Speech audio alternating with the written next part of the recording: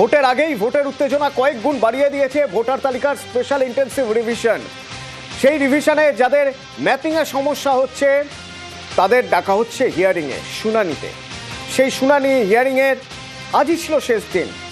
সব কিছু ঠিকঠাক হলে চূড়ান্ত তালিকা 14ই ফেব্রুয়ারি, কিন্তু আজই শেষ দিন হিয়ারিংয়ের এটা জোর দিয়ে বলা যাচ্ছে না, কারণ এখনো পর্যন্ত তথ্য বলছে হিয়ারিং শেষ করা সম্ভব হয়নি। বেশ কয়েক জায়গায় হিয়ারিং শেষ করা সম্ভবই হয়নি। কোন কোন জায়গায় বলা হচ্ছে বেশ কিছু বিধানসভায় হিয়ারিং শেষ করা যায়নি। আমার সঙ্গে সোমরাজ রয়েছে। সোমরাজ, আজই তো হিয়ারিং এর শেষ দিন ছিল, অর্থাৎ যদি সেদিক থেকে দেখতে হয় এটা একটা অত্যন্ত গুরুত্বপূর্ণ ধাপ ছিল স্পেশাল ইন্টেন্সিভ রিভিশনের, কিন্তু আজ শেষ করা গেল না কেন?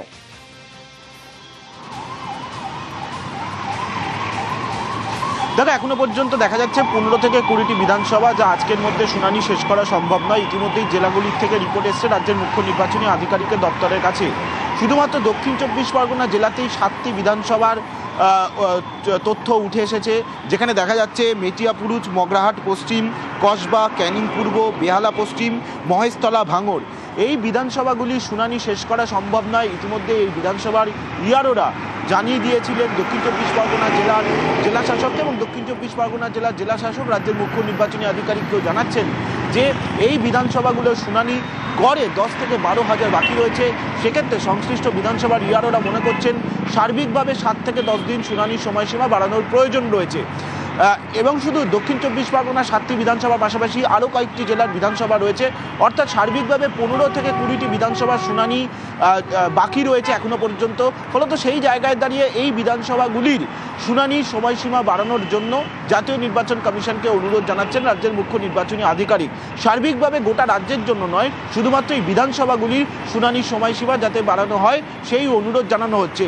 যদিও এর প্রেক্ষিতে জাতীয় নির্বাচন কমিশন কি সিদ্ধান্ত নেবে সেটা জাতীয় নির্বাচন কমিশন ঠিক করবে, কিন্তু সিও এই প্রস্তাব পাঠাচ্ছে। কিন্তু সোমরাজ, তাই যদি হয়ে থাকে, এই প্রস্তাব যদি মেনে নিতে হয়, প্রথমত এই প্রস্তাব যদি না মানা হয় তাহলে এখন অনেকের হিয়ারিং বাকি রয়ে গেছে, তাদের জন্য অন্য কিছু ভাবতে হবে কমিশনকে। আর যদি এই প্রস্তাব মেনে নেওয়াই হয় তাহলে হিসেব করে দেখতে গেলে 14ই ফেব্রুয়ারি যে চূড়ান্ত ভোটার তালিকা প্রকাশের কথা ছিল তা তো সম্ভব হবে না, সেটাও তো পিছিয়ে যাবে।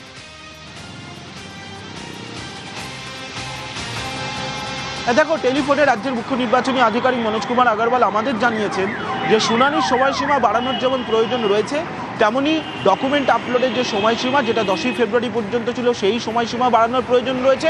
ফলত এই দুটি প্রক্রিয়ায় যদি সময়সীমা বাড়ানোর প্রয়োজন হয় তাহলে চূড়ান্ত ভোটার তালিকা প্রকাশের সময়সীমাও স্বভাবতই পিছনোর দাবি জাতীয় নির্বাচন কমিশনকে রাখবে রাজ্যের মুখ্য নির্বাচনী আধিকারিক, তেমনটাই তিনি টেলিফোনে আমাদের জানিয়েছেন। অর্থাৎ 14ই ফেব্রুয়ারি যে চূড়ান্ত ভোটার তালিকা প্রকাশের সময়সীমা সেটাও পিছনোর অনুরোধ তিনি জানাচ্ছেন। সার্বিকভাবে 3টি যে পর্যায়, সেই 3টি পর্যায়ে পিছনোর অনুরোধই রাজ্যের মুখ্য নির্বাচনী আধিকারিক জানাচ্ছেন জাতীয় নির্বাচন কমিশনকে।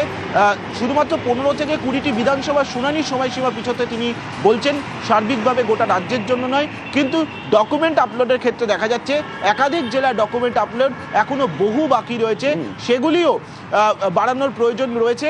অন্যদিকে ডকুমেন্ট আপলোডের পর ভেরিফিকেশন এবং সুপার চেকিং এই দুটি করতে আরও কিছুটা সময় লাগবে। তাই চূড়ান্ত ভোটার তালিকা প্রকাশের সময়সীমা পিছনোর প্রয়োজন বলেও মনে করেন রাজ্যের মুখ্য নির্বাচনী আধিকারিক, এবং এই 3টি পর্যায়ে যাতে পিছনো হয় সেই প্রস্তাব জাতীয় নির্বাচন কমিশনকে দিচ্ছেন রাজ্যের মুখ্য নির্বাচনী আধিকারিক। সোমনাথ, সঙ্গে থাকো। আরও একটি বিষয় প্রত্যেকেরই হয়তো আপনাদের মাথায় ঘুরছে। স্পেশাল ইন্টেন্সিভ রিভিশন চূড়ান্ত তালিকা প্রকাশ হবে, সেই চূড়ান্ত তালিকায় যদি দেখা যায় ভোটার লিস্টে আপনার নাম নেই, তাহলে আপনি কি করবেন?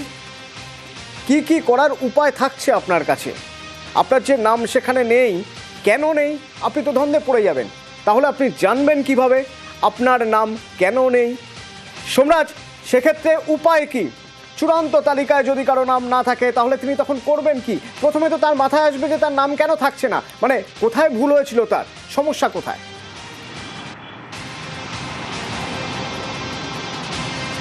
একদমই, দেখো, যেটা নির্বাচন কমিশন সিদ্ধান্ত নিয়েছে চূড়ান্ত ভোটার তালিকা প্রকাশের পর যাদের নাম থাকবে না চূড়ান্ত ভোটার তালিকায়, তাদের কাছে বা সংশ্লিষ্ট ব্যক্তিদের কাছে নির্বাচন কমিশন চিঠি দিয়ে জানিয়ে দেবে যে কেন সংশ্লিষ্ট ব্যক্তির নাম ভোটার তালিকায় নেই। সেই ব্যক্তির কাছেই চিঠিটি পৌঁছে যাবে। তিনি যে ঠিকানা এনামুরেশন ফর্মে দিয়েছিলেন সেই ঠিকানাতেই চিঠি পৌঁছে যাবে যে কেন তার নাম বাদ, তিনি অনুপস্থিত থাকলেন, নাকি তিনি যে ডকুমেন্টগুলি দিয়েছিলেন সেই ডকুমেন্টগুলি বৈধ ছিল না, নাকি জাতীয় নির্বাচন কমিশনের গাইডলাইনের বাইরে গিয়ে তিনি অন্য কোনো ডকুমেন্ট দিয়েছিলেন। কী কারণে তার নাম বাদ গেল চূড়ান্ত ভোটার তালিকা থেকে তা জানিয়ে দেওয়া হবে নির্বাচন কমিশনের তরফে সংশ্লিষ্ট ব্যক্তিকে। কমিশন সিদ্ধান্ত নিয়েছে। দ্বিতীয়ত, চূড়ান্ত ভোটার তালিকায় যদি নাম না থাকে তাহলে ভোটের 5 দিন আগে পর্যন্ত সংশ্লিষ্ট ব্যক্তির কাছে সুযোগ থাকবে আবেদন জানানোর সুযোগ থাকবে মুখ্য নির্বাচনী আধিকারিকের কাছে, সংশ্লিষ্ট জেলা শাসকের কাছে। সেই আবেদন জানানোর পর সেই আবেদনের নিষ্পত্তি জেলা শাসক করবেন। জেলা শাসকের নিষ্পত্তির পরও মুখ্য নির্বাচনী আধিকারিকের হাতে সেই ক্ষমতা রয়েছে সেই অভিযোগের বা সেই আবেদনের নিষ্পত্তি করা। তৃতীয়ত, যাদের নাম চূড়ান্ত ভোটার তালিকা থেকে বাদ পড়বে সেই তালিকা বুথ ভিত্তিক টাঙানো হবে। অর্থাৎ যেমন আমরা দেখেছিলাম চূড়ান্ত খসড়া ভোটের তালিকা বুথ ধরে টাঙানো হয়েছিল, এসডিডি লিস্ট বুথ ধরে টাঙানো হয়েছিল, তেমনি চূড়ান্ত ভোটার তালিকা প্রকাশের পর কাদের নাম বাদ পড়ল বুথ ভিত্তিক সেই তালিকাও প্রত্যেক বুথে টাঙিয়ে দেওয়া হবে জাতীয় নির্বাচন কমিশনের তরফে। এই 3টি সিদ্ধান্ত নেওয়া হয়েছে কমিশনের তরফে। ধন্যবাদ সোমরাজ। আর এদিকে বেহালায় হিয়ারিং সব হয়ে গেছে, এর মাঝখানে আবার একটা ধরনের ফর্ম বিলি করা হচ্ছে, বাংলায় লেখা একটা ফর্ম, এবং যে ফর্ম নিয়ে রীতিমতো টেনশন শুরু হয়ে গেছে মানুষের মধ্যে। এটা আবার কি, এখন আবার কিসের ফর্ম, এই ফর্ম নিয়ে কি করবেন, কোথায় জমা দেবেন, কিভাবে জমা দেবেন, নির্বাচন কমিশন বা জেলা শাসকের সরকারি কোনো উল্লেখ তো নেই এই ফর্মে। বলা হচ্ছে যে 2026-এর ভোটার তালিকায় অন্তর্ভুক্তির জন্য আবেদন করার জন্য এই ফর্ম, এবং তার নাম কোনো বিধানসভা কেন্দ্রের অন্তর্ভুক্ত নয়। অদ্ভুত এক ফর্ম, শুনুন কি বলছেন সবাই।